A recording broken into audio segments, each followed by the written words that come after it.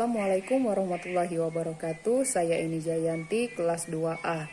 Di sini saya sudah membuat media pembelajaran pada materi bagian-bagian tumbuhan di kelas 4 tema 3. Media pembelajaran yang saya buat ini penggunaannya sangat mudah dan sederhana karena pada setiap bagian tumbuhan sudah diberi namanya masing-masing. Setiap tumbuhan memiliki bagian yang berbeda-beda. Selain itu, fungsi dari bagian tersebut juga tidak sama, seperti pada bagian daun akan berbeda fungsinya dengan bagian akar. Yang pertama yaitu fungsi akar. Akar merupakan bagian tumbuhan yang menghubungkan bagian tubuh tanaman dengan tanah. Akar memiliki fungsi untuk menyimpan cadangan makanan, menyerap air dan mineral dari dalam tanah, dan menunjang berdirinya tumbuhan.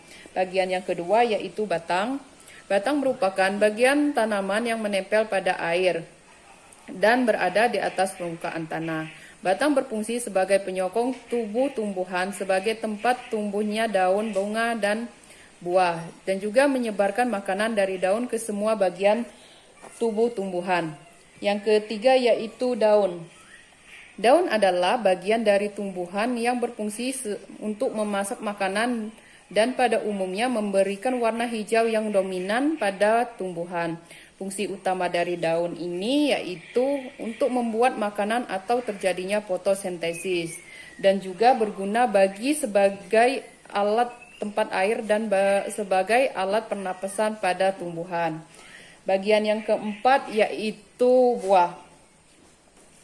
Buah di sini berfungsi sebagai bagian dari tumbuhan yang merupakan perkembangan dari bunga. Buah terdiri dari kulit buah, daging buah, dan biji. Biji buah berfungsi sebagai bakal tumbuhan yang baru. Daging buah merupakan tempat menyimpan cadangan makanan. Buah yang berwarna mencolok akan menarik hewan untuk memakannya sehingga membantu proses penyebaran biji.